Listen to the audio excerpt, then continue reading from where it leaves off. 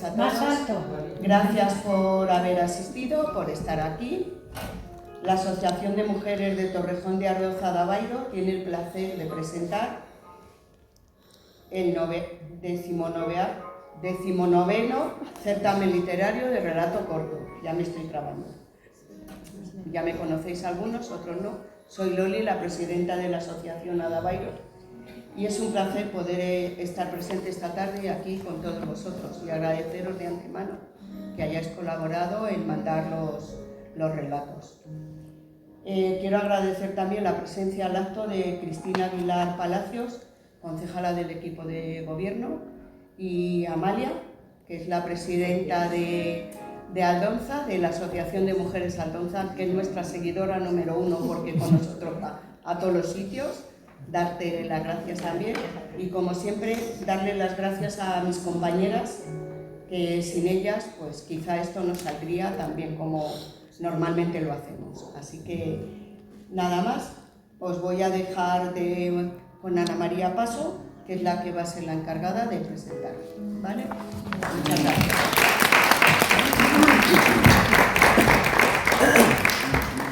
Hola, buenas tardes. Bueno, ya que estamos todos en familia y tan amiguitos, vamos a empezar. Efectivamente, como ha dicho la presidenta, este es el 19º certamen literario de relato corto y está organizado por la Asociación de Mujeres de Torrejón de Ardoza de Aveiro. Y luego os quiero decir, tras los análisis de cada uno de los relatos presentados, el jurado ha elegido un porcentaje, creo que han sido unos 8 por ahí. Han sido los que han sido elegidos. Y de ellos, a través de las deliberaciones, el jurado ha procedido a otorgar los premios establecidos en las bases con el siguiente resultado. Bueno, premio especial de motivación, Mesa al relato, Heredera de Toulouse. Y la lectura va a estar a través del cargo de Virginia Blasco. Por favor, Virginia, ¿puedes venir a leer?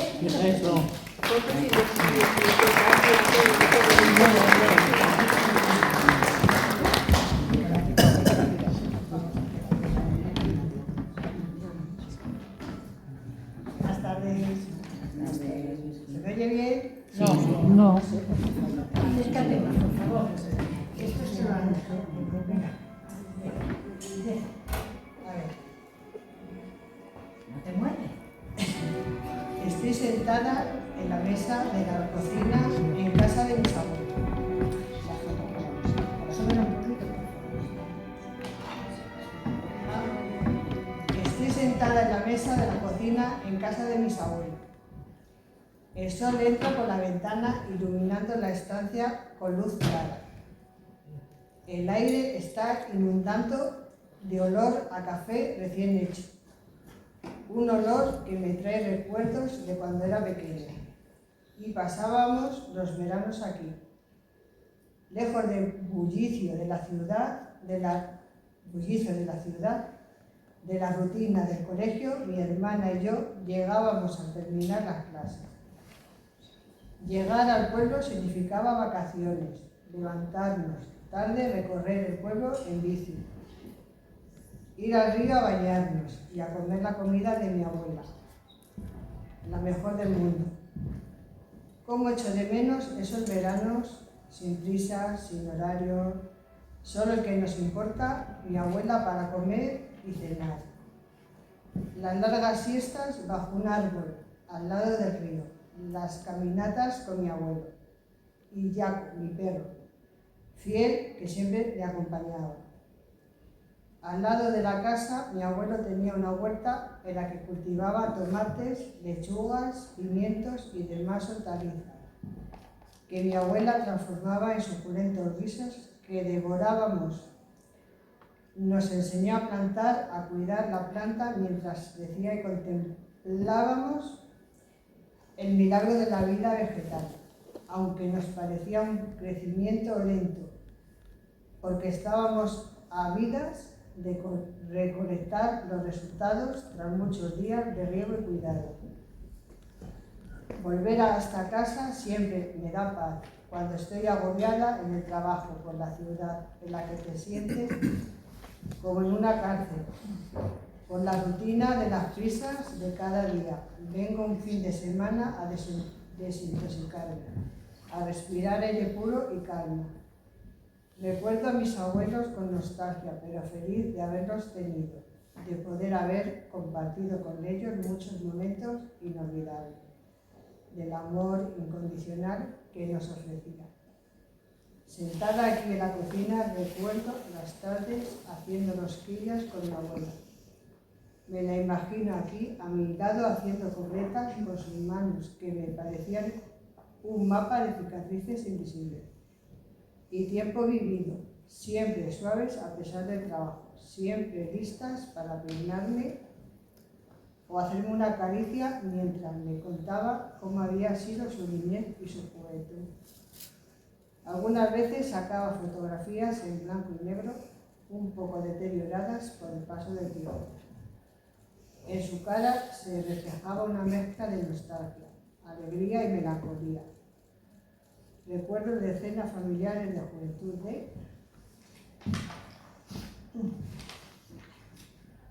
una vida cotidiana, de una época. Alguna vi aflorar alguna lagrimilla tímida por sus mejillas. Yo respetaba ese momento con silencio sin saber si era tristeza o alegría. Un día le pregunté si había sido feliz de joven y me dijo que la felicidad no es un estado, simplemente es un momento o situación. Un beso a escondidas, una mirada del chico que te gusta, una tarta de cumpleaños, oler una flor, saborear un chocolate caliente, y que esos momentos o cosas hay que disfrutar, guardarlos en su memoria para recordarlos en cualquier momento. Yo me interesaba mucho por su niñez y su juventud. Mi abuela nació en la posguerra. Había mucha hambre y la comida estaba racionada. Se habían suprimido las leyes republicanas, se prohibieron partidos políticos y sindicatos, y la Iglesia recuperó su gran poder social. Las mujeres perdieron derechos civiles, quedando bajo la tutela de padres o maridos. Las niñas eran educadas para ser esposas y madres, controladas por la figura masculina. No podían tener cuenta bancaria, ni votar, ni comprar una casa, ni viajar a solas o trabajar sin el consentimiento del padre o del marido una vez casadas. Se castigaba duramente el adulterio y el concubinato de las mujeres, mientras que era permitido para los hombres. Se derogó el matrimonio civil y el divorcio. Las mujeres no salían a trabajar fuera del hogar. Su trabajo era cuidar de la casa y de la familia. Cuando era pequeña y mi abuela me contaba todo esto, no era capaz de entender cómo se debía vivir en esa sociedad. Ahora que yo soy adulta, me hago cargo de lo que es ser mujer en esa época. Le pregunté cómo conocía a mi abuelo. Mi abuelo era del pueblo de al lado, donde vivía mi abuela, y se conocieron en la fiesta del pueblo. Tras varias miradas, mi abuelo se decidió a acercarse a mi abuela para pedirle un baile. Todo esto bajo la mirada de las madres y abuelas que estaban siempre presentes. A partir de ese día, mi abuelo siempre que podía se acercaba a casa de mi abuela a pasar un rato con ella, bajo la atenta mirada de su madre o alguna tía. No les dejaban solos porque no estaba bien visto que hablaran a solas, muchísimo menos darse tan solo un beso. Después de 2 años, mi abuelo pidió la mano de mi abuela y se casaron. Se fueron a vivir a la ciudad porque mi abuelo no quería ser agricultor y consiguió trabajo en una fábrica de papel. Tuvieron 3 hijos y cuando mi madre y mis tíos fueron mayores, mi abuela se apuntó a clases de literatura en un teatro social. Tan entusiasta estaba que quiso ampliar sus conocimientos, estudiar en algo que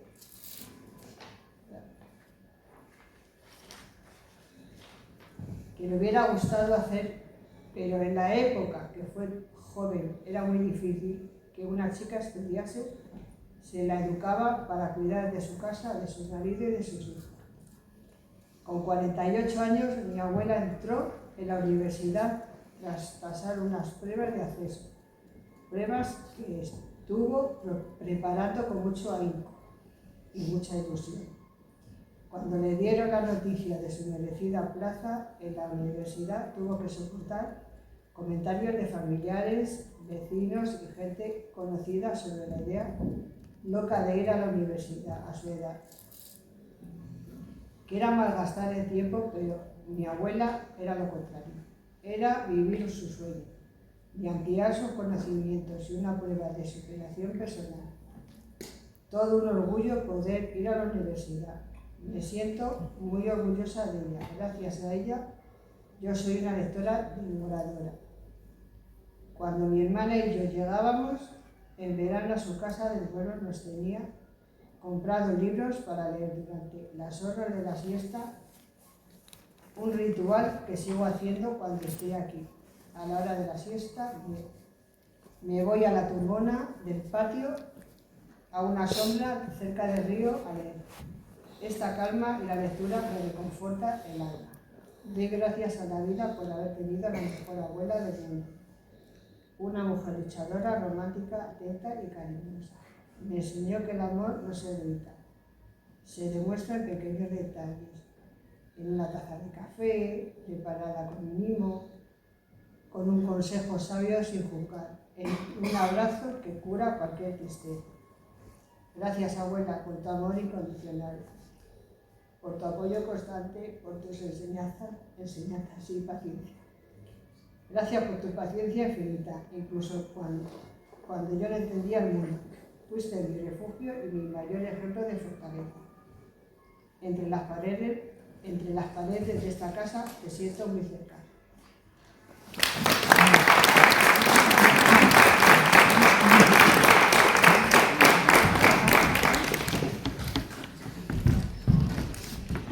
Gracias, Virginia. De nada. Y no vayas tan deprisa leyendo. Bueno, este relato ha sido creado por Encarnación Linde Rivas. Por favor, Encarnación, ¿quieres subir?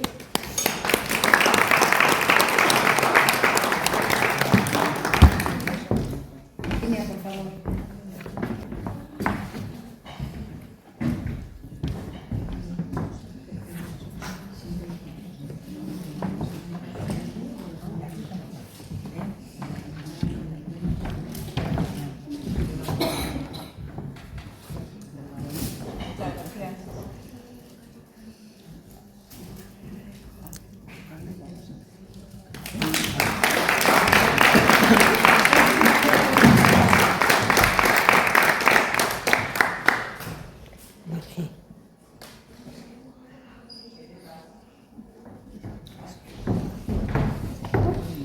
Muchas gracias, Encarnación.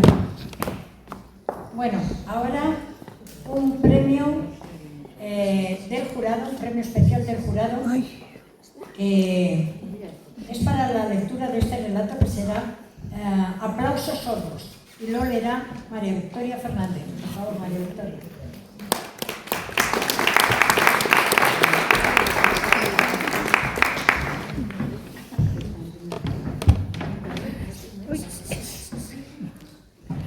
Buenas tardes a todos. ¿Me oís bien? Sí. Gracias. Aplausos sordos. Escuché mi nombre en la voz del presentador. Un escalofrío recorrió mi cuerpo. Me puse en pie temblando y, aunque sin creerlo, encaré las escaleras del viejo teatro y llegué al escenario con el papel arrugado. Me coloqué frente a la actriz. Traté de ajustarlo al micrófono sin éxito, debido a la falta de experiencia, y empecé a leer mi texto. Como me pasa a mí, que no... ¿Qué se hace? Perdona.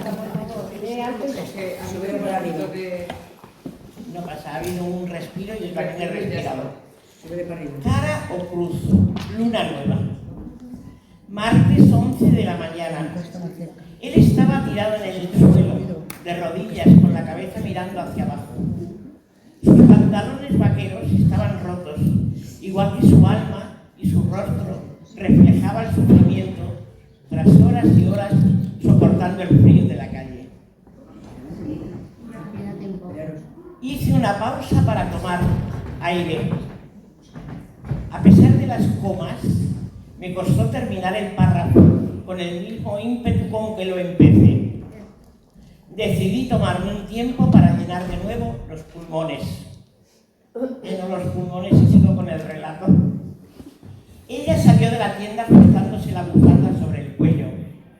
Cargaba con las bolsas de gas que acababa de llenar, de esas que en las marcas aparece bien grande.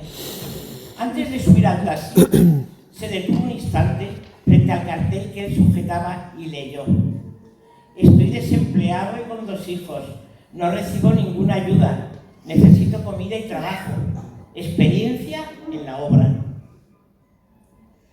Pronuncié poco a poco cada sílaba del cartel, articulando cada palabra para que el público captase la importancia del mensaje. Instintivamente, ella sacó una moneda de la cartera y la lanzó dentro del vaso de cartón en el que acumulaba las ganancias del día. Bondad o egoísmo. De nuevo, otra pausa. Esta vez para darles tiempo y que pensaran en la pregunta. Menos mal que borré la crítica y el consumismo y la especulación con la vivienda. Eso seguro que hubiese sido levantando ampollas y no estaría aquí leyendo. La moneda sonó como solo lo hacen las de 2 euros. Y él lo agradeció al instante, aunque con ella su vida sería estancada. Ella volvió a casa con la conciencia tranquila, pensando que era una buena persona. Tal vez lo era. Puede incluso que miseria y ultraísmo tuviesen una cita con todos los martes en esa transitada calle con olor a perfume, caro y hambre. Él a su vez estaba más cerca de poder comprarle un bocadillo a sus hijos y al menos hoy alguien le habría mirado a los ojos en vez de hacerle sentir invisible. Tras dirigir la mirada al jurado, empecé a observar el rostro del público. El barrio terminó en el asiento vacío junto al mío. Traté de tomar aire, pero el nudo que tenía en la garganta me dificultaba la respiración. Una lágrima saltó al vacío. Continuó con el relato. Cuando ella iba a subir al taxi, él aprovechó para mirarla de soslayo, avergonzado. Empezó con la cuenta progresiva de 7 días hasta volver a verla, aunque no tuvo que esperar tanto. A la mañana siguiente, y con las mismas bolsas, ella entró de nuevo en la tienda para salir solo 15 minutos después. Me preparé para leer el diálogo e interpretar cada voz que mi mente y mis ojos seguían en esa butaca vacía. Él no confiaba que pudiese ganar este certamen, y eso sí ni lo leyó el texto. Poco le importan estas chorradas a él. Una mujer escritora y a la vejez viruela. Menudo espanto, decía cada vez que veía con el boli en la mano. Por eso ahora escribo de noche cuando él duerme y así no tengo que aguantar sus miradas de desprecio. Volvemos al relato. No lo esperaba hoy por aquí, se atrevió a decirme según salía de la tienda. He venido a devolver algunas cosas, respondió ella. ¿Tú estás aquí todos los días? De lunes a viernes mientras mis hijos están en la clase. ¿Puedo preguntarte cuánto tiempo llevas viviendo en la calle? Hace unos meses que me quedé sin el paro. Nadie quiere contratar a un obrero cincuentón, así que salgo a la calle para conseguir al menos unas monedas. Lo siento mucho. ¿Y de jardinería sabes algo? Sí, señora, respondió ese de sí mismo.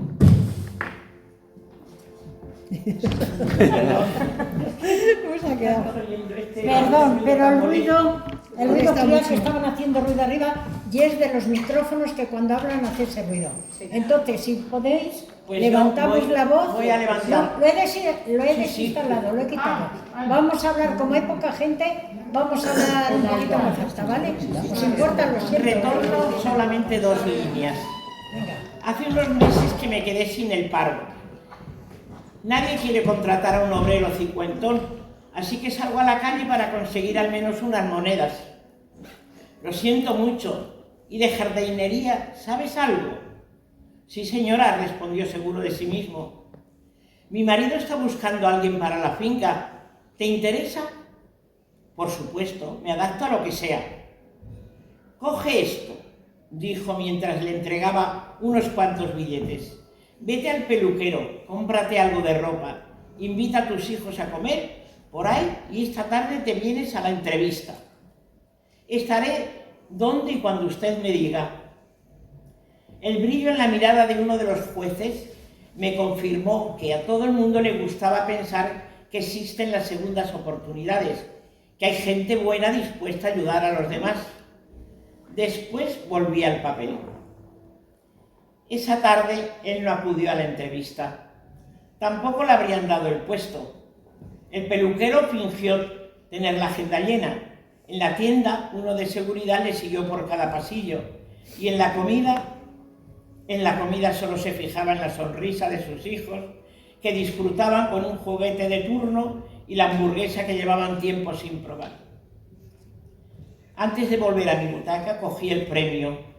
Posé sonriente para la foto que me hicieron y que esta vez guardé para mí. Si él quisiera haberla visto, estaría allí aplaudiendo, pero no se atreve a reconocer el valor de una mujer. A veces yo también dudo. Es normal después de tantos años, haciéndome creer que no valgo. Por eso imprimiré esta foto, la pondré en un marco bonito y la dejaré al lado del ordenador para tenerla siempre presente. Hasta ahí.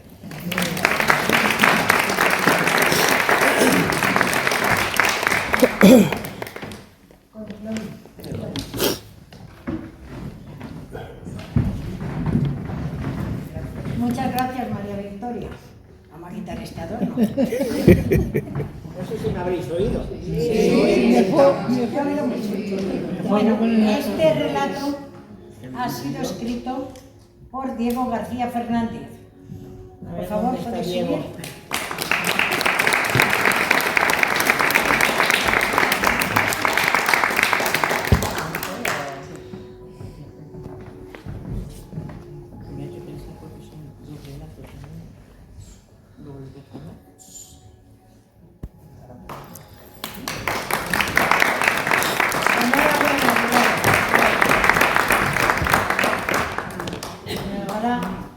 Pasamos al tercer premio, que va a ser para el relato Lejos de casa. Y esta lectura de este relato será a cargo de Cristina Aguilar Palacios. Por favor.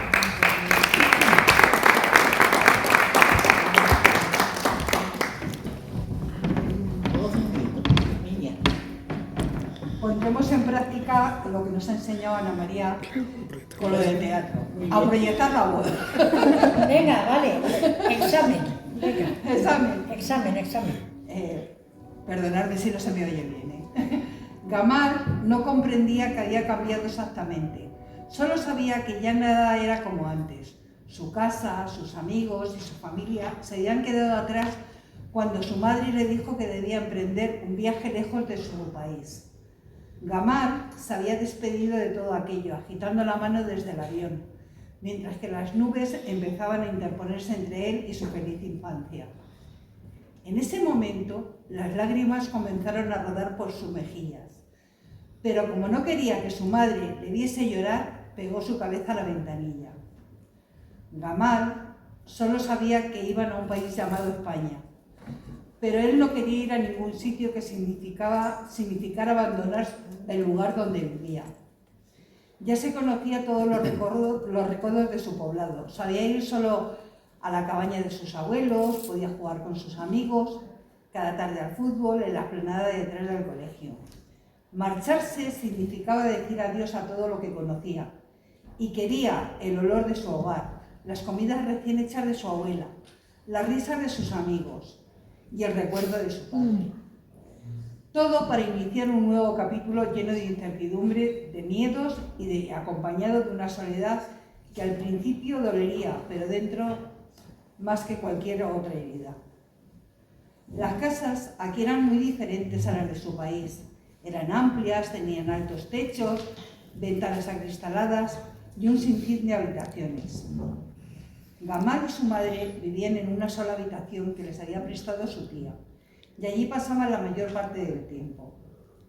Cuando salían a la calle, Gamal no podía evitar fijarse en la gente y darse cuenta de lo diferente que eran de él y de su idioma, su vestimenta, su color, los edificios, los coches, los árboles. Nada de lo que le rodeaba se asemejaba a su país. Era todo tan distinto. A las pocas semanas su madre le dio una noticia que pronto comenzaría el colegio. Al principio Gamal estaba entusiasmado, deseaba seguir aprendiendo cosas nuevas. Su madre le había comprado una chaqueta y unos pantalones nuevos con el poco dinero que había conseguido. Además, le había tejido una hermosa mochila. Durante el camino al colegio, su sonrisa no desapareció en ningún instante. En la puerta abrazó a su madre con todas sus fuerzas y tras ello entró dando saltos de alegría. En cambio, fue llegar a la fila cuando se dio cuenta de que sus compañeros eran diferentes a como él los había imaginado. Ninguno hablaba su idioma y todos le miraban con desconcierto. A Gamal le entraron ganas de huir de allí, correr a los brazos de su madre y no volver nunca más a ese sitio. Todos los ojos estaban puestos en él. Los niños susurraban entre ellos, pero apenas entendía ninguna de las palabras que le decían. Entonces, cuando las lágrimas estaban a punto de escapar de sus ojos, una niña de aquella misma fila le agarró la mano y le sonrió. «Mi nombre es Martina. ¿Quieres ser mi amigo?» A Gamal se le iluminó el rostro de escuchar la palabra amigo. Sabía lo que significaba y sabía que un amigo era sinónimo de refugio. De esta forma, por primera vez desde que había llegado a aquel país, sintió que no estaba tan solo. Martina le miraba con una sonrisa inocente y con una gran curiosidad, sin decirse nada más. Gamal siguió a Martina y al resto de sus compañeros por los largos pasillos del colegio. No fue una jornada fácil para Gamal. Demasiadas personas nuevas a su alrededor, demasiadas palabras desconocidas y ningún gesto que le hiciera sentirse querido. La única persona que no se separó de Gamal durante el día y estuvo pendiente de él todo momento fue Martina. Hasta el punto de que al darse cuenta de que Gamal no llevaba ropa de abrigo, decidió regalarle la bufanda verde que llevaba de su hermana. Esta bufanda es muy especial para mí. Me recuerda a mi hermana y cada vez que la llevo puesta es como si ella estuviera a mi lado. Pero sé que tú la necesitas más que yo. Debes abrigarte si no quieres ponerte malo. Además, con ella, aunque estemos separados, siempre me sentirás cerca. Gamal no logró entender del todo las palabras de Martina, pero sí entendió que le estaba regalando algo muy especial para ella. Por eso no dudó en cuidar aquella bufanda como si fuera suya. Desde aquel día, Martina se convirtió en su mayor apoyo. Y aunque Gamal todavía no entendía del todo el idioma, sí entendía los gestos. Cómo cada día se quedaba la última en la clase para ayudarla a recoger sus cosas, la forma en la que le sonreía cada mañana, o cómo sujetaba su mano con fuerza cuando las risas y los comentarios de sus compañeros se volvían insoportables. Gracias a aquello, Gamal sabía que podía confiar en Martina. Y de esta manera, el colegio empezó a dejar de ser parte de una pesadilla para convertirse, poco a poco, en un lugar seguro donde aprender y disfrutar. Pero mientras que las cosas en la escuela parecían ir mejorando y Gamal cada vez empezaba a hacer más amigos, su madre se distanciaba más de él. Gamal la echaba de menos, pero no sabía cómo expresarlo con palabras. No quería que su madre se pusiese triste por su culpa. Por eso prefería guardar silencio e intentar molestar lo menos posible, aunque eso significase sentirse invisible, incluso para la persona que más quería en el mundo. Pasaron los meses. Su madre conoció a un hombre blanco al poco tiempo y se casaron, y Gamal y ella se mudaron a su casa. Al principio Gamal pensó que por fin empezaría a ser una familia y tendría un lugar al que llamar hogar. Pero, aunque en aquel piso tuviese su propio cuarto y no tuviese personas desconocidas deambulando por la casa, Gamal continuaba pasando desapercibido ante los ojos de su madre y de aquel hombre con el que se había casado. Y mientras ellos dos parecían más felices juntos, Gamal empezaba a notar como una herida cada vez más grande se formaba en su corazón. En cada función escolar, en cada excursión, en cada actividad, Gamal buscaba entre las familias a su madre, con la esperanza de verla aparecer, pero eso nunca ocurría. Y aunque otros intentaban consolarlo, nada lograba llenar el vacío que le dejaba la ausencia de su familia. Martina, que estaba siempre presente en esos momentos, en los últimos meses se habían convertido en los mejores amigos. Y gracias a la rapidez de Gamal para aprender el idioma, ahora podían pasarse horas soñando e inventando historias juntos. Martina le hablaba a menudo de su hermana, le contaba que aunque ella ya estuviera en el cielo, cada noche seguía en contacto con ella. Gamal escuchaba con atención. En su familia nunca le habían enseñado nada así. Desde que su padre se había marchado, nadie había vuelto a hablar de él. Y hasta ahora Gamal había pensado que eso era lo normal. Sin embargo, creía que las palabras de Martina, porque podía percibir el brillo que se instalaba en sus ojos cada vez que hablaba de las conversaciones que mantenía con su hermana. Además, sabía que ella nunca mentiría. Eran amigos, y los amigos siempre se dicen la verdad. Una noche, después de que su madre cerrara la puerta de su cuarto, Gamal, sentado en la cama, probó a llamar a su padre. Pero, por más que lo intentó, no vio que sus palabras tuviesen efecto. Repitió su nombre en bajito, le preguntó si lo estaba escuchando y no recibió respuesta. Al día siguiente, antes de salir del colegio, Martina le enseñó algo que lo cambió todo. No siempre tienes que esperar una respuesta, le dijo desde la más inmensa inocencia. Solo háblale, como hablas conmigo. Cuéntale tu día, lo que sientes. A veces eso es suficiente. Gamal entonces entendió que había faltado en esos días y ya de noche en su habitación se levantó haciendo el menor ruido posible. Cogió de la mochila la bufanda verde que le había regalado Martina y, sujetándola con fuerza, se arrodilló frente a la ventana. «Hola, papá», susurró con un hilito de voz. Al principio volvió a sentir que nada de aquello tenía sentido, pero cerró los ojos y siguió contándole cosas tal y como le había dicho Martina. «Hoy, en el colegio, he aprendido a multiplicar. Y no sé si lo sabes, pero tengo una mejor amiga». Su voz temblaba y el corazón le latía con fuerza en el pecho. «Se llama Martina y la quiero mucho». El silencio de la habitación no respondió, sin embargo, no se detuvo. Apretó la bufanda contra su pecho y continuó. «Echo mucho de menos a la abuela, a los tíos, a los primos. Todos están en casa, en África, y tan siquiera he podido volver a hablar con ellos desde que vinimos». Sus palabras estaban teñidas de añoranza. «Pero, papá, sobre todo te echo de menos a ti». Era la primera vez que exteriorizaba sus sentimientos acerca de la muerte de su padre, y las palabras salieron cargadas de dolor, como si llevasen demasiado tiempo guardadas. Nadie respondió, pero algo cambió y el nudo que llevaba adentro pareció aflojarse.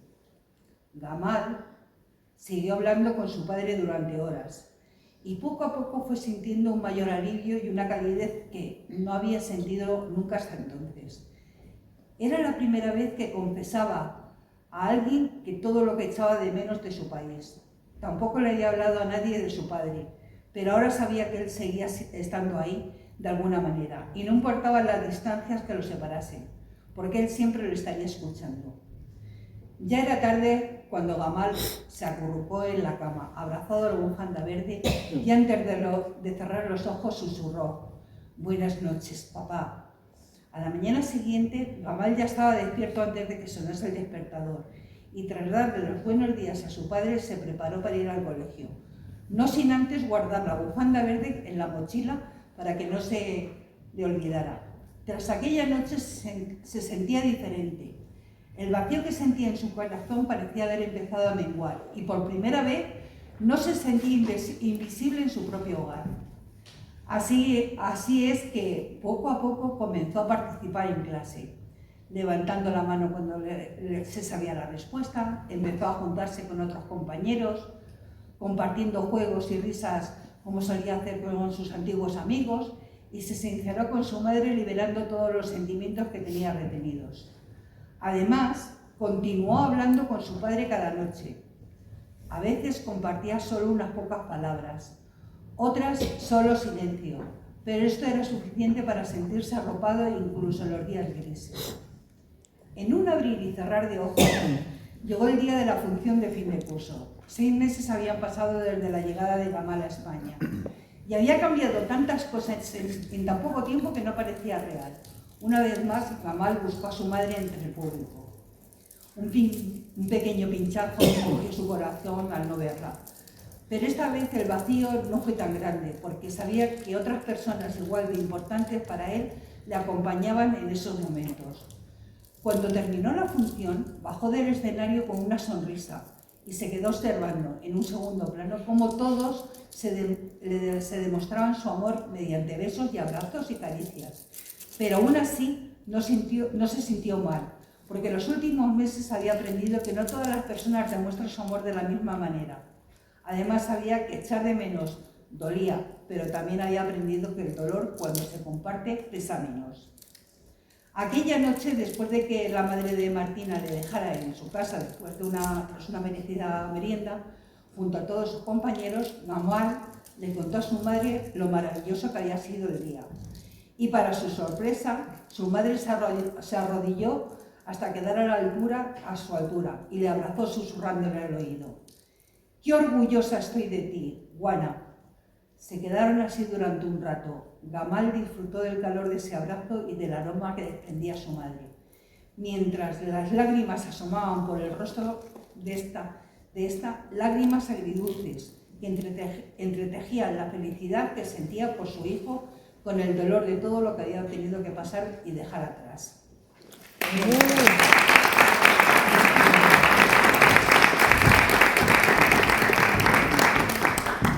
Muchas gracias, Cristina.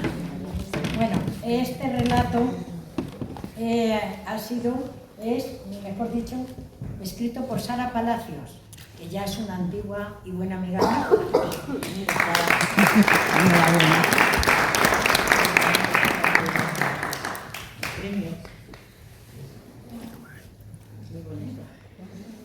Haceros la foto ahí, por favor.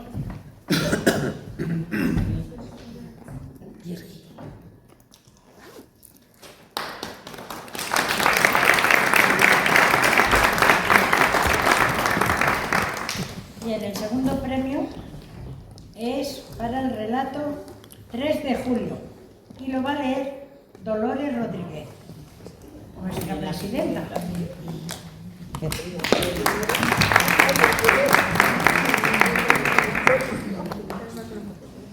3 de julio de 1952.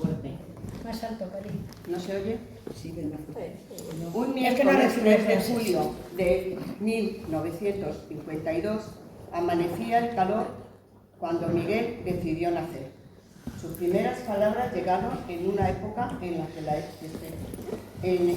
que esperaba libertad, esa silenciada a golpe de fusil.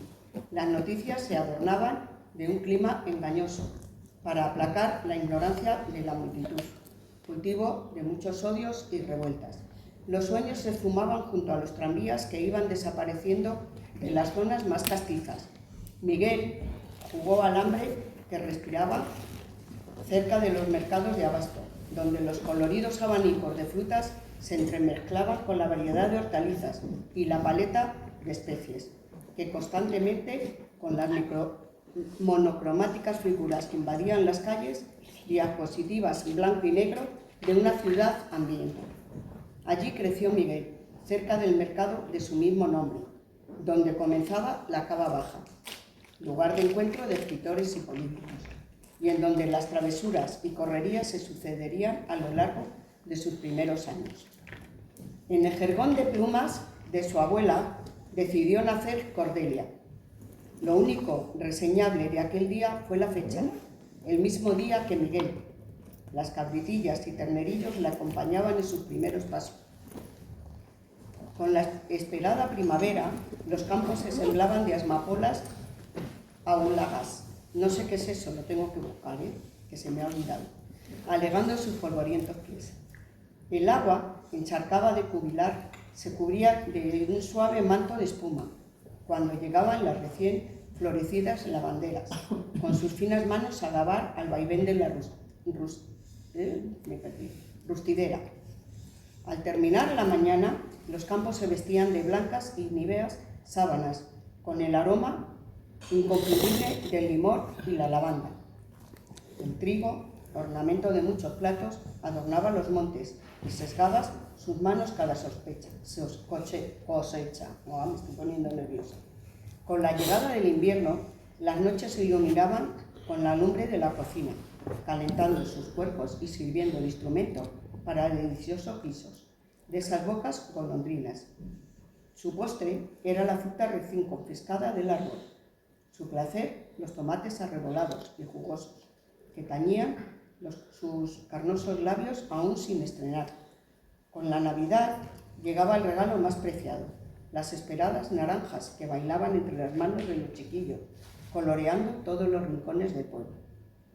Así transcurrieron los primeros 12 años de Cordelia, hasta que una carta de su tía Eustaquia, de la capital, la anunciaba a su madre Cándida que tenía un puesto en una casa de bien para la niña y que estaría bien cuidada. Allí aprendería maneras y de paso sería una boca menos que alimentar, para consuelo de su madre. Partió con su maleta de cartón llena de toneladas de afición. Solo llevaba 2 mudas, una ropa de domingo, un escapulario y el libro de oraciones que se sabía de corrido de tanto escucharlo en la misa de domingos. La señora de don Marcos de Altos, doña Cecilia, revisó a la enjuta figura, las espesas cejas y sus ropas raídas. Se echó manos al rosario de nácar mientras se santiguaba 3 veces, cuando se enteró de que no sabía ni leer ni escribir, y contaba solo de cabeza, porque por escrito se mareaba al ver tanto número. No había dado instrucciones precisas de cómo tenía que ser alguien cultivado para la educación de sus preciados hijos, pero por razón de peso, sobre todo por la escasez de monedas que veía de parte de su amantísimo marido, dejó pasar el asunto buscando una práctica solución. Así que decidió, por premura, tendría que tomar clases con don Alfonso, el profesor particular de sus hijos, y a ver si así se le iban los dejes del pueblo. Y ya de paso hacía una buena acción, pensó para sí. Después le recitó una larga lista de todas las tareas que tendría que realizar hasta que estuviese preparada para el puesto de niñera, y con voz grave concluyó: se acabó el nombre de Cordelia. No es un nombre católico. No sé en quién estaría pensando su señora madre. A partir de ahora será Delia, un nombre bendecido por el Señor, sentenció satisfecha de su buena resolución. Cordelia, ahora Delia, se refugió en su habitación llorando, hasta que una de las criadas, Marcelina, apareció con un caldo caliente para reconfortar su dolido corazón. Su fastuoso nombre lo tenía hasta las antiguas reinas de Castilla. Eso le había asegurado su madre cuando se habían reído de él los niños del pueblo. Con gran desconsuelo dedujo, si podían cambiar su nombre a su antojo, después le teñirían el pelo del color del demonio, como habían visto a una chica con escasa ropa en la calle principal. Al habituarse a la vida fue difícil, más por su carácter libre que por venir de un pueblo hondo. La casa era grande y llena de actividad, pero ella seguía sintiéndose perdida de todo cariño y consuelo, con 4 críos de edades correlativas que aprovechaban cualquier descuido para contárselo todo a su madre, como cuando le ocurría maldecir a todos los santos, o decir dejes impropios del pueblo. Es que le salían de corrido y sin querer se excusaba ante la señora, pero buena gana le daba de retorcer el cuello a los chiquillos como a los conejos, pero no veía, le venían esos pensamientos. Se arrodillaba pasando lista de todos los pecados y con los ojos llenos de lágrimas rezaba una plegaria, segura que así iría directa al infierno. Don Alfonso, acostumbrado al refinamiento de los pupilos y al estricto rigor de las clases, no daba crédito de la ignorancia de la chiquilla y desde el propósito de sus réplicas, que aunque la llevaba con mano dura, apenas consentía avanzar, sin tener que castigarla la mayor tiempo, para gran regocijo de los niños. Así transcurrieron los primeros meses y al final la ciudad castiza venció su ánimo. Era la primera que tenía que levantarse, maldiciendo a todo lo que empezase por santo, que se le pasase por la cabeza, a lo que sumaba un Ave María final, como penitencia por sus palabras pecaminosas. Preparaba el desayuno para el Señor y el resto de la casa, y en cuanto terminaba, aprovechaba el único momento de soledad para disfrutar de su escaso alimento, que consistía en un pan duro del día anterior que desmenuzaba en la leche para comerlo luego a grandes cucharadas, a donde se volvía a convertir en contenido, cogiendo la rebanada con las manos, masticando con fuerza y con la boca bien abierta, sin que nadie la regañase por sus maneras. Más tarde cerraba las cortinas y entornaba las puertas para que no entrase el calor. Se vestía y se preparaba para hacer la compra, que la dejaban escrita en diferentes listas. La de la carnicería tenía una X, la de la panadería un círculo y la de la pescadería un gran pez, para gran vergüenza de ella. Hoy era un día especial para ella, pero nadie se había acordado de que hacía ya un año de su llegada, el mismo día de su cumpleaños. Miguel se levantó eufórico, antes de su hora. Fue corriendo hacia la cocina donde le esperaba su familia para felicitarle por su 13 cumpleaños, con la bicicleta que tanto había deseado. Después, su madre le dio dinero para que fuese a comprar pasteles. Salió disparado, calle abajo, hacia la pastelería. Ya había gente haciendo cola y mientras tanto aprovechó para inspeccionar el escaparate. Se agachó para mirar la exposición de manjares, los que se exhibían provocativos ante él. Al levantarse, tropezó con la bolsa de una chiquilla morena de grandes ojos brillantes.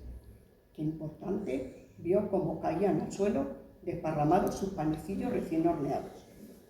«Me cago en todo lo santo de Madrid», comenzó diciendo la chiquilla hasta que terminó soltando una retahíla de insultos sin remilgo alguno. «Lo siento», consiguió articular Miguel, hipnotizado por la belleza que le insultaba y se santiguaba acto seguido. «¡Ay, madre! ¿Y ahora qué le digo yo a la señora? No sé lo que va a creer», dijo con voz, con gran pesar. Recompuso los pedazos del suelo, ayudado por Miguel, y acto seguido salió lo más rápido posible sin decir adiós. Él, sin acordarse de los dulces, salió corriendo tras ella hasta alcanzarla. Ella, al advertir que se le acercaba, paró en seco y con gran afición le dijo: «Una señorita no puede andar con un hombre así, sin más», concluyó.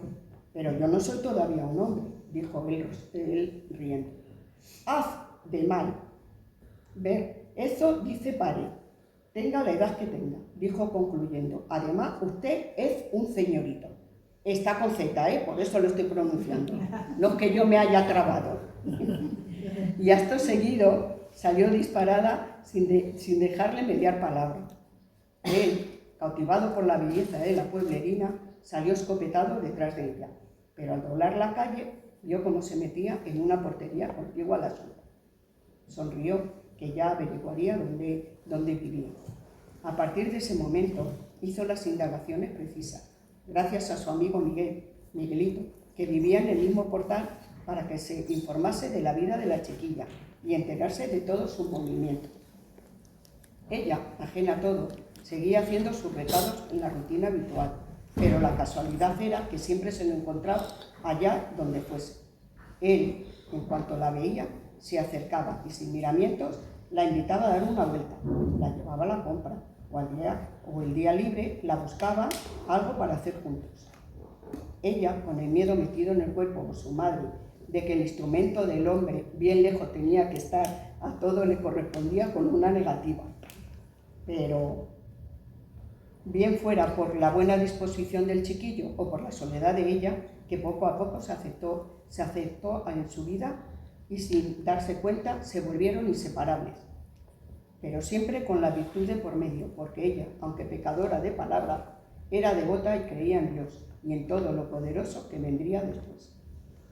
Miguel tenía todo el día programado para sus estudios, siendo las tardes el único momento de disfrute con los amigos.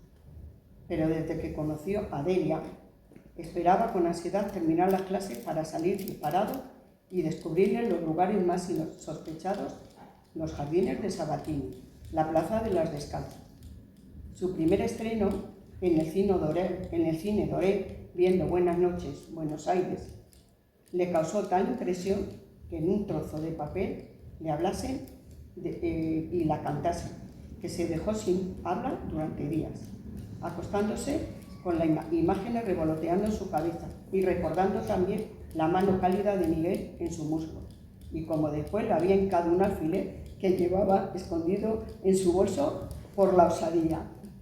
En su primer cumpleaños, al año de conocerse, él la llevó de paseo por los pasadizos secretos, desde el convento de la Encarnación hasta las caballerizas reales.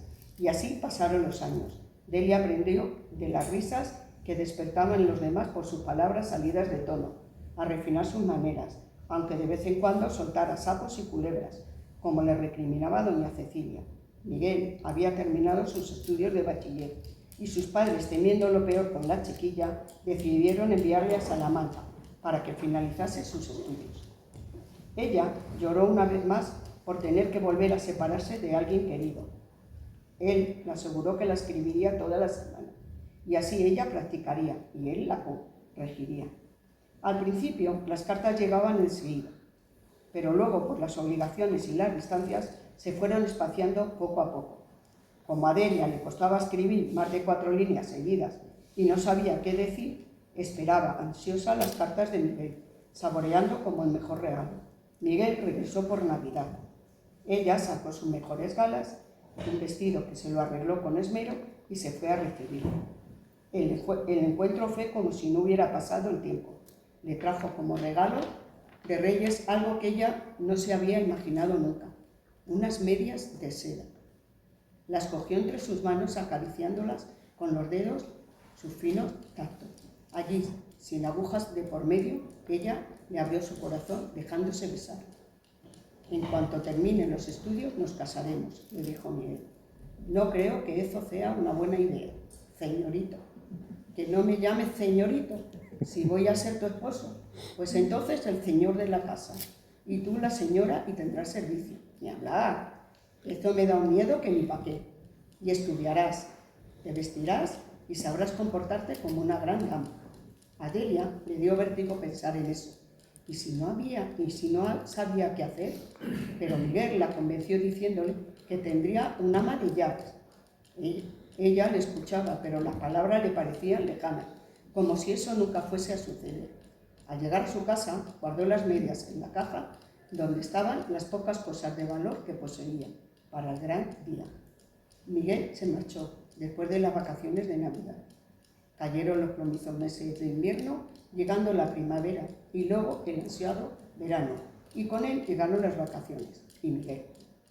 Ahora que la señora y los niños estaban fuera, descubrieron el Madrid de los enamorados, de los granizados de limón y leche merengada, de los paseos en barca por el Retiro, de los primeros besos en la oscuridad y de las caricias que atravesaban los corazones más resistentes. ¿Que le he dicho que no, señorito? ¿Que yo soy una mujer decente?, le decía Delia en el portal cuando él se ponía demasiado empalagoso. ¿Pero qué te cuesta ser más cariñoso si pronto serás mi mujer? Para fiarse de usted, señorito, que a mí no me ha regalado ni un anillo ni nada, y eso es lo que se regala a una novia, digo yo. Al día siguiente, Miguel llegó con un anillo, con una etiqueta enlarzada. y con la rodilla clavada en el suelo le pidió: «¿No será para lo que usted, que me pide todos los días en el portal, por eso que no? Que sepas que se lo he contado a mi madre. Se puso como un basilisco, pero se lo pensará. Es un poco seca, pero en el fondo tiene buen corazón». Ay, señorito, qué miedo me está entrando por todo el cuerpo. Conmigo no tienes que tener miedo. Si no te aceptan, buscaré un trabajo por mi cuenta y con lo que tú ganas viviremos modestamente. Ay, señorito, así no, peleas con la familia. Algo de mal agüero vendrá. Llegó septiembre con otra despedida. Esta vez Delia lloró como si le hubieran cortado los dos brazos. Volvió el frío, las cartas de Miguel y la espera larga hasta su vuelta. De repente, un día, él dejó de escribir. Delia estuvo esperándole con tiempo sin respuesta, preguntándose y preguntándose si le había pasado algo. Fue a pedir razones a Manolito, el amigo de Miguel, pero no sabían nada, y por mediación de él, a la madre de Miguel, que le respondió que estaba inmenso en los estudios de posgrado y andaba muy ocupado. En Navidad no fue, y cuando llegó el verano, avisaron a Delia de que su padre estaba muy enfermo y tuvo que marcharse unos meses a atenderle, hasta que murió. Se lo comunicó a Miguel, pero no recibió respuesta alguna. Volvió a Madrid con el comienzo del otoño y el doble luto, por su padre y por Miguel. Es como si se lo hubiera comido la tierra. A comienzos del nuevo año se enteró por Marcelina de su compromiso. No hubo llantos ni lamentaciones, porque ya no se podía romper más su corazón. Su alma rota se quedó impregnada hasta las delicadas medias de seda. Delia consiguió trabajo en un taller de corte y confección, después de que la señora Cecilia no precisase más de su servicio, y se fue a vivir a Castellón por el clima. Se apuntó en la parroquia del barrio a un taller nocturno, donde aprendió a leer y a escribir. Siguió escribiendo a Miguel cada cumpleaños. También intentó refinar sus maneras, por si un día él le daba por regresar, pero la vida pasó sin más, quedando el recuerdo de lo que fue. Delia se casó. Nunca se casó. Como decía ella misma, para vestir santo me voy a quedar, y se quedó, pero luchó para que cientos de hombres y mujeres aprendiesen a leer y a escribir, y aunque nadie la recordará por ello, nació con el nombre de reina y nada menos que de Castilla, y eso nadie se lo podía arrebatar.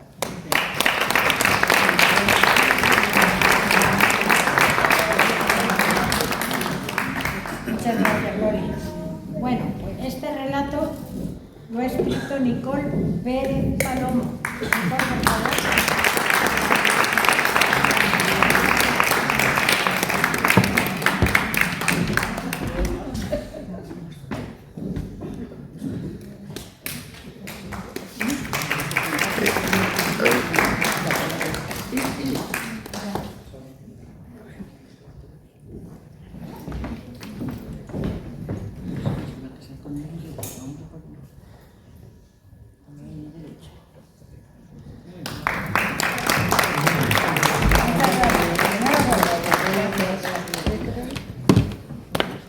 Bueno, y ya vamos con el primer premio. Este relato se llama Las manos que sostienen. Y en este caso lo voy a leer yo misma, porque ya que estoy aquí, digo, esta me la quiero hacer. ¿Vale? ¿De acuerdo? Bueno, pues se llama Las manos que sostienen. Las manos de Luna sostenían flores blancas cuando prometió todo. Aquella, ahora, sostenían el vacío, y el vacío esa noche pesaba más que cualquier cosa que hubiera firmado jamás. Eran las 11:30 de la noche. La pantalla del ordenador llevaba apagada 30 minutos. Su reflejo en el cristal negro la miraba como si fuera otra demacrada, con las ojeras de quien lleva semanas tratando de alcanzar el sueño profundo y quedándose en el intento con esa expresión de quien ha estado corriendo tanto tiempo que ya no recuerda hacia dónde ni por qué. ¿Qué estás mirando?, preguntó Manu desde la puerta. ¿No vienes a cenar? Ella tardó en responder. Con la mirada perdida, simplemente esgrimió un «no me reconozco». Manu la abrazó sin palabras, sin preguntas, sin juicios. 2 meses antes, esas mismas manos habían sostenido un ramo frente a Manu, el hombre que amaba. Habían firmado papeles que olían a futuro. Habían brindado en un hotel con vistas al mar, donde el mundo de fuera había quedado en stand-by. Su burbuja, infranqueable, irrompible, un cobijo asegurado para cuando alguno de los dos pudiera tambalearse. Septiembre llegó sin pedir permiso y su empresa la esperaba hambrienta, exactamente igual que siempre. Los correos llegaban antes de lo que abriera los ojos. Las tareas se apilaban sin orden ni conciencia, como si el tiempo de Luna fuera un recurso sin fondo del que todos podían abusar sin preguntar. Ella coordinaba, resolvía, sugería, mejoraba, como un todo en uno. Luna era de las que necesitaban creer en lo que hacían, sin motivación, sin propósito, simplemente no rendía, y ellos lo sabían. Por eso funcionaba tan bien en este sistema. No hacía falta obligarla, bastaba con darle el trabajo y ella sola ponía el resto, todo el resto, siempre, siempre, y las horas extras nunca aparecían en su nómina, aunque ella nunca lo decía. Una mañana de octubre, Manu le preguntó si quería café y ella tardó unos segundos en entender lo que preguntaba. ¿Cuántos segundos ha estado mirando la taza como si fuera un objeto de otro planeta? Esa noche soñó que subiendo por los tobillos, por las rodillas, y de repente recordó que no sabía nadar. El edificio se inundaba lentamente. Se hundió, se despertó con los puños cerrados y un grito sordo que despertó a Manu. Anda, calla, cariño, mi amor, solo es una pesadilla. Pero Manu no volvió a dormirse. Se quedó quieto, con una mano en su espalda, escuchándola hasta que la respiración de Luna se hizo lenta y regular. Solo entonces cerró los ojos. Empezó a ocurrir cada noche. Edificios que se hundían, su casa en llamas, su voz gritando en pasillos infinitos y nadie, nunca respondiendo. Se levantaba antes del amanecer con la mandíbula tensa y un agotamiento instalado, no en los músculos, sino más adentro, en algún lugar sin nombre. Lo interpretaba como una traición propia hasta que supo que también era humana, que tenía un límite, simplemente se había roto por dentro. Sin ella buscarlo, llegó una llamada. Una nueva empresa, nuevo proyecto, desde cero en España, consolidando así en Europa. Un dueño francés, directo y honesto, 2 entrevistas, la segunda con café y sin protocolo. Luna salió a la calle y se quedó parada en la acera, ojos cerrados, el sol de octubre en la cara haciéndola sonreír. Por primera vez en mucho tiempo se sentía viva.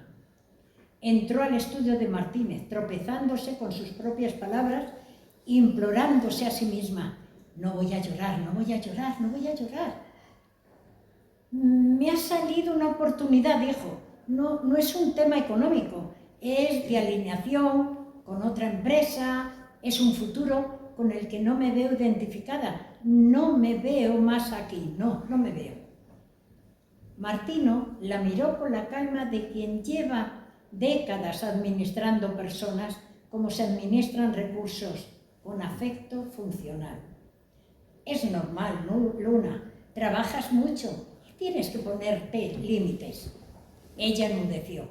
Acababa de decirle que se iba porque la había exprimido como un limón y él le devolvía la responsabilidad envuelta en comprensión. Existe un botón del pánico para estas situaciones, explicó Martino. Dame unos días. Unos días después la llamaron los socios. Tono suave pero firme. El tono de quien sabe que tiene el perder, pero no piensan admitirlo. Luna, en estos 10 años hemos estado muy contentos contigo, pero hay que ser honesto. Has crecido demasiado en poco tiempo, más de lo que teníamos previsto. Se produjo un silencio ensayado. No podemos ofrecerte un puesto ejecutivo. Esos están reservados para perfiles muy cualificados, pero sí una subida del 10% y proyectos más motivantes. En unos días te enviaremos los documentos para firmar. Luna sintió y agradeció y salió. Respiró el aire de la calle, demasiado, como si crecer fuera una infracción, como si su mérito fuera en realidad su problema. Y esos puestos ejecutivos, lo sabía, sin necesidad de preguntar, estaban ocupados todos, sin excepción, por hombres. Manu la empujó a irse, pero ella quiso creer. Tenía un equipo con el que se sentía como pez en el agua, donde ya no eran compañeros, sino amigos. Y Les Dance lo llamó y finalmente se quedó. Pasaron las semanas, no había documentación, ni nómina actualizada, ni respuesta. Cuando preguntó, le dijeron que su subida había sido bloqueada por las altas esferas. Reestructuración e inteligencia artificial pegando fuerte. Palabrería disfrazando un simple no. No son capaces de decirme nada si yo no pregunto, le dijo a Manu esa noche. No entiendo cómo pueden hacerte esto, respondió él. Luna se quedó mirando sus manos, las mismas de las flores blancas, las mismas del hotel con vistas al mar. Manos que habían sostenido esta empresa durante 10 años, cubierto bajas, apagando incendios, construido lo que otros firmaban, manos que descubrió en ese silencio. Nunca habían sostenido nada propio. Esa noche no durmió, pero no por las pesadillas. Fue la primera noche en mucho tiempo que no durmió por estar pensando hacia adelante. Dimitió un jueves porque para ella los jueves eran su peor día. Qué ironía, ¿no? Sin lágrimas, sin escenas. Martino y los socios la convencieron una última vez. El tono de siempre, cálido, cercano, pero paternalista. Luna, creemos que estás cometiendo un error. Aquí tienes una carrera ya hecha. Una carrera con techo, dijo ella. Era la primera vez en 10 años que no suavizaban lo que pensaba. Venga, seamos realistas, Luna, dijo uno de los socios con esa sonrisa de quien cree que está siendo generoso. Montar algo propio a tu edad y sola es mucho riesgo. Sola, sola, sola. La palabra cayó en la sala como cae una moneda en un cuarto vacío, sin dirección, con eco, rota. He pasado 10 años sosteniendo esta empresa. He cubierto bajas, formado equipos, recluto crisis que nunca aparecieron en ningún acta. He creado demasiado rápido y he crecido. Y lo que me dijisteis, tan rápido que ya no cabía en los puestos que habíais reservado para otros. Silencio incómodo para ellos, liberador para ella. ¿Sola? No.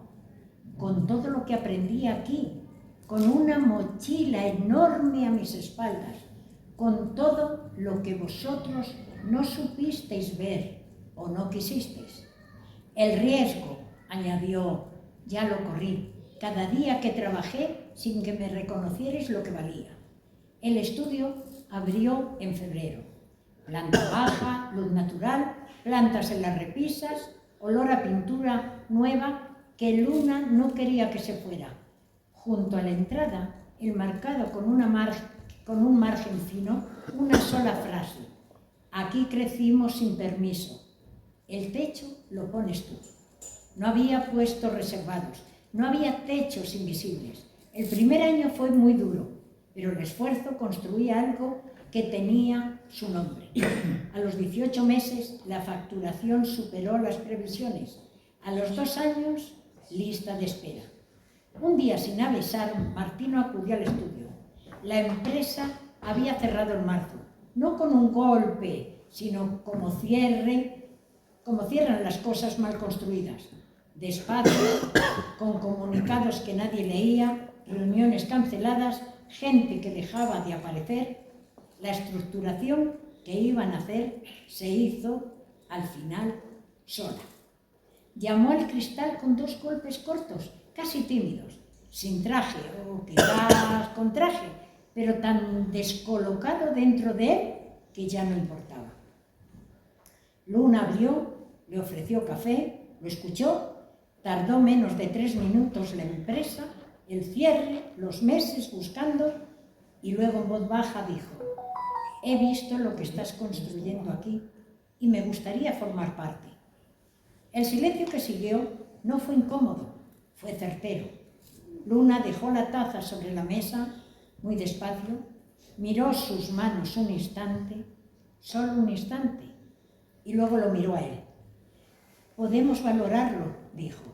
Aquí el proceso es el mismo para todos, sin excepción, sin techos que dependan del género. Hay una frase junto a la entrada. Cuando salgas, léela. Si te encaja, envíanos el currículum, sin nombre, sin historial, sin juicios, solo lo que sabes hacer. El hombre se levantó, estrechó su mano, caminó hacia la puerta, se detuvo delante de la frase enmarcada y leyó: aquí crecemos sin permiso, el techo lo pones tú. No la leyó en voz alta, pero esta vez no pasó de largo. Se quedó unos segundos más de lo necesario, como si por primera vez entendiera que aquella frase no era un eslogan, sino una forma distinta de hacer las cosas, una en la que él nunca había tenido que pensar. Luna no supo si valorarle. Cuando se fue, el silencio volvió a ocupar la sala con una calma distinta. Luna se quedó de pie con la taza de café aún caliente entre las manos. Desde la mesa grande, Manu levantó la vista. Oye, dijo, ¿seguimos? Luna miró el reloj. Eran casi las 6. Durante su breve instante pensó en continuar. Quedaba poco. Valía la pena apretar. El reflejo del cristal le devolvió su cara. Ya no estaba demacrada, ni triste ni rota, pero sí cansada. Dejó la taza. Mañana, dijo, nos vamos, venga. Hubo un murmullo leve, casi sorprendido. Después sillas moviéndose, pantallas apagándose, conversaciones cortas, carcajadas, en fin, buen rollo. Luna se quedó la última. Recorrió el estudio despacio, la luz del sol cayendo sobre las plantas, los papeles ordenados, la frase en la pared. Apagó las luces. Antes de cerrar, miró sus manos, las mismas. Esta vez no sostenían promesas, ni urgencias, ni el peso invisible de lo que nadie nombra. Solo la llave. Y al girarla por primera vez en mucho tiempo, no pesaba.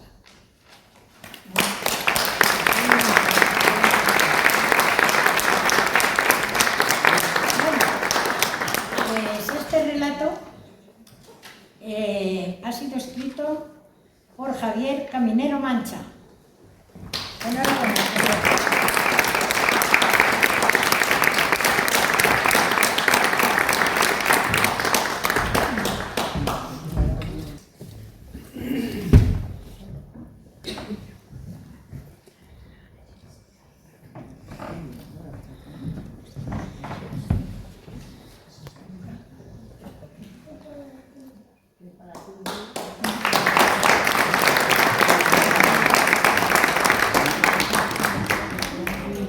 Y ahora vamos a hacer entrega de los diplomas a las personas que el jurado las ha dejado también reservadas, aunque no han tenido un premio monetario, como aquel que dice.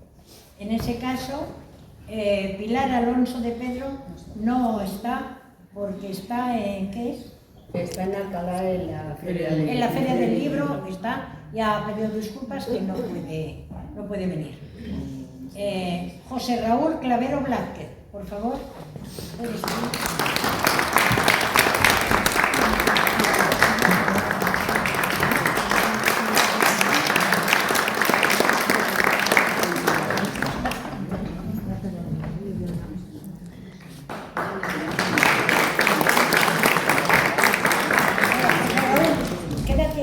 tan amable, porque ahora ya enseguida vamos a hacer una con todo el mundo.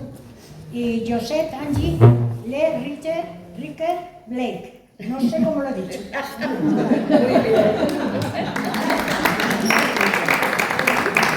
Un poco alocamiento, pero ¿cómo se llama? ¿Y este niño tan bonito? ¿Este niño tan bonito qué? ¿Este con mamá?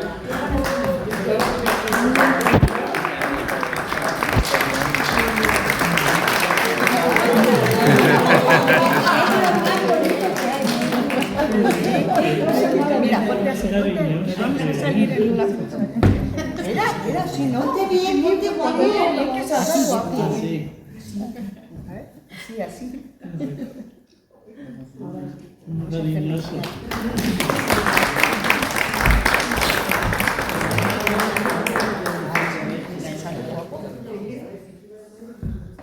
Qué lindo.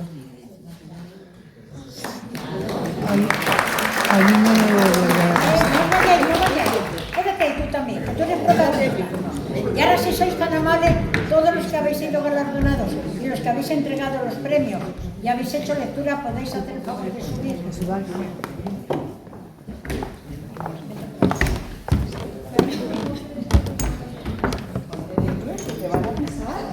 Es que se cree que salgo conmigo.